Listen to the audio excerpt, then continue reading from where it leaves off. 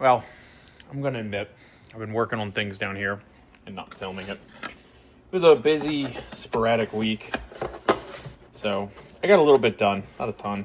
And I really didn't feel like filming it because it was just sort of disorganized on my end to try to film it. But where are we at? The Spartan helical.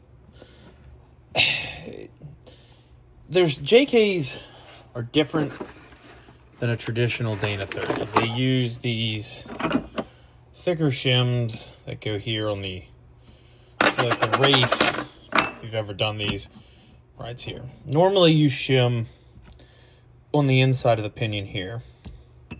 On a JK, you shim it like a 44, like a Dana 44, on the outside of your race. Which is cool, except this carrier, from talking to Spartan by design, is slightly wider. This flange here is a little thicker. So it's designed to carry the load and be able to take some power, basically, or some stress, compared to a stock Dana 30 373 and up carrier. I mean, you can see how thin that flange is. It changes some of this. And it is physically like 20 thou difference in the carrier width from bearing mount to bearing mount. So what that means is I don't have these factory shims won't even fit in.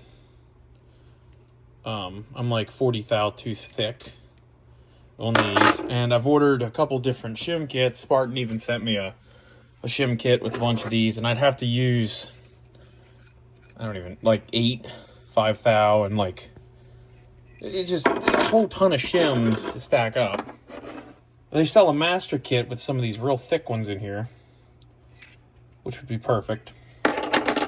And that's what I'm going to order.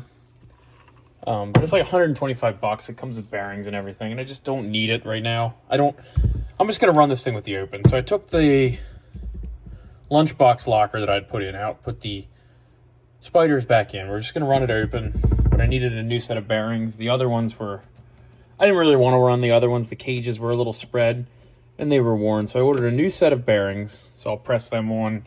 They're supposed to be here a couple days, so I'll get them pressed on, throw the ring gear back in, and set this thing up and be done with that. So that's kind of where we're at with that. So I've got that sitting over here. I did mock the Barnes 1-ton aluminum steering setup up, which seems to be good. I need to do a cross-reference to make sure the toe is good, but right now the steering wheel's straight, and the wheels appear to be pretty straight, so we can fine-tune all that then, which I'll do. That's not super high up on my list right now because it's not getting driven until the diff's back in. But what is high up on my list is building this receiver mount for the winch. So I have a piece of tube here. I have a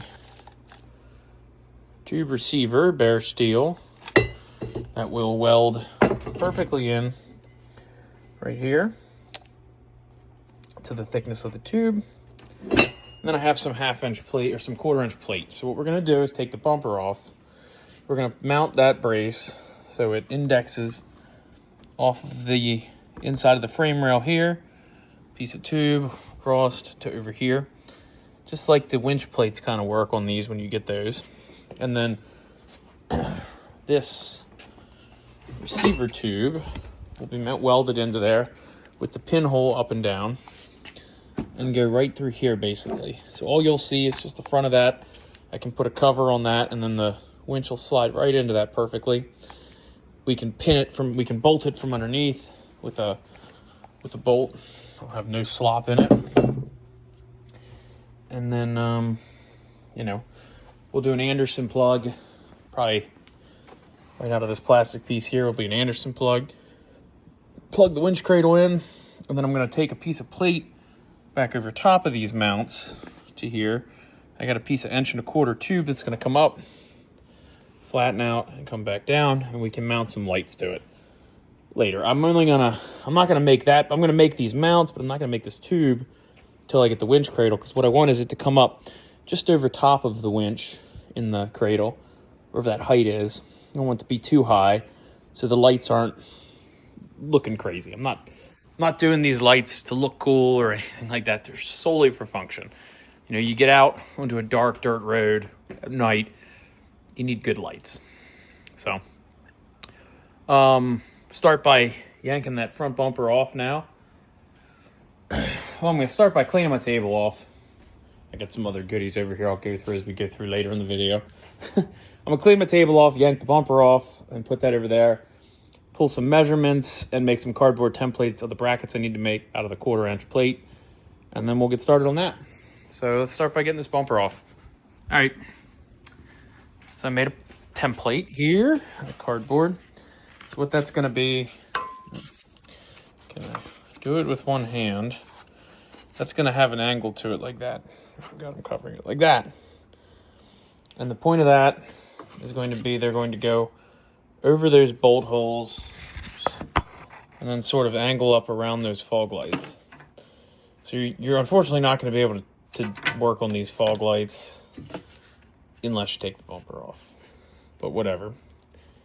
And that's going to angle it back here, inside of here like that. And then it'll bolt on. And then this tang here is what's going to weld onto the tube then. Probably something like that. Probably like that, really. And then I'll gusset here, along there, and then down to here, and sort of plate all this in. So it just becomes one really nice big tube. You know, and then I'll trim this to length. But yeah, that's kind of what I'm thinking. So it's going to sort of be what I'm going for here. I'm going to build most of this out of 1/4-inch plate. So I guess the next thing I'm going to do is trace this out on here, and I'll cut this first one out, and then I'll take it over there to the press brake and work on my bends, see how that turns out. So let's give that a shot. All right. First attempt at this. I marked it, so we're going to do I guess we're going for a 45-degree bend here and a 45-degree bend there. So if I come over here to my press brake, I'm going to not do this while I'm filming, but I'm going to line that up, put a 45-degree bend on this. I'll grab my little gauge here, try to get it as close as I can.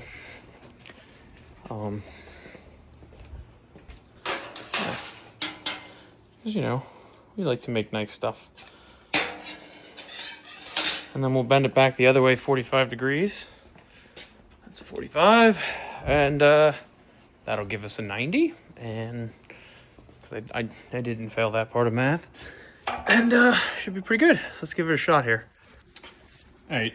I guess I'm not bending 1/4-inch plate in my press brake. So I'm going to slit this side of it for a relief and then bend it. And if that works, then I'll slit this side. I'll slit this side. We should be good. So let's try that. All right. Got the first bend and just notched it for the second bend. So come over here and give that a shot now. All right. So it's bent. Now I'm going to drill these 2 holes. I'm going to center punch them and drill them. And make sure it's going to clear that, because if it's not, what I'm going to have to do is bend this to a 90. Bend this to a 90 to get enough, you know, back clearance to clear this light. So I like the 45. Everything's welded and gusseted. I think it's going to look nicer, you know, than just having that be at a straight 90. Plus it keeps that winch in there a little bit better, but I don't know. Let's give it a shot here and see what we get. All right, I had to go to 90s to clear. The 45s would have looked better, but Wasn't going to give me enough room to clear everything. This will clear the fog lights pretty nice. So, and these wires will hook to the top here and should be just fine. So that should sit in there, something like that. So, you know, it's going to be a lot of force on it, but I'll have to I'll do my best. I'll do like a 45 gusset here, because that's all behind here. And then I'll do a 45 gusset on top here. I think what I'm going to do, I'll make like a 45 gusset that runs from here to here. You know, figure out a piece of cardboard and make a gusset like that kind of boxes the thing in. I would have cut this notch differently, but it would have worked out if it was at a 45. So I don't know. I'll figure that out. I'll probably maybe plate it in something like that would be nice too, and then cut it at an angle. I don't know. I'll figure that part out. That isn't that big of a deal. That's all, you know, over here where I got room. So,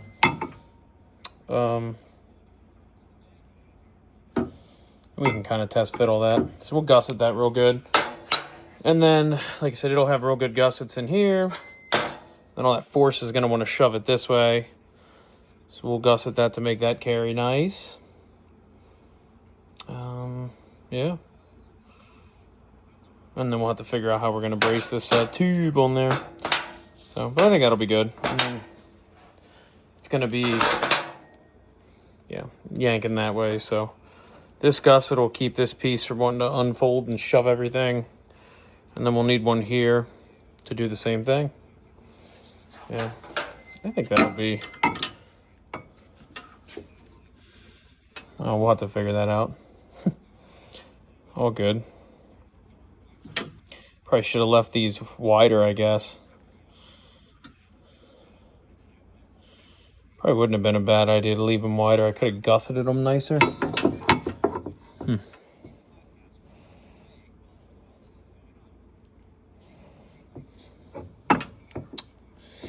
Maybe I'll do that on this one. And then I'll just take these pieces and weld them back on. I might do that. Leave this wider, and then I can always just come over here and trim it down once I get my gussets on. Terminated here real nice. That might be the better way to do it. Maybe that's what we'll do. I think that's what I'm going to do. I'm just going to zip this for now, put my bends in it, and figure that out. Then I'll take these pieces over here and weld them back in. Yeah, because I got them right here.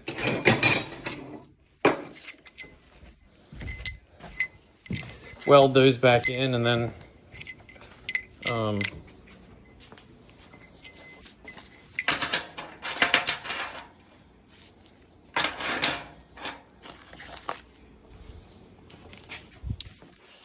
yeah, if I weld those back in like that, and then yeah, that might be the better way to do this. And then I can gusset everything nice and then neck it down after that. I should have plenty of room in my bandsaw to do that. So, all right, let's zip this straight line out then and go from there. All right, I got to call it quits for the day, but I got both of these bent up. We're going to a friend's birthday party, but when I get back, probably tomorrow morning, I'll grind these all down, clean them up. I'll weld this in, weld this one back in, and then gusset everything. You know what I mean? Where we're working out here, that's going to be perfect. And that'll sit behind here. So now I can get actual full width gussets out here. So I'll just make a big plate, basically. I'll just trace this out on a piece like this. You know, so you get a straight piece here. That'll gusset it. You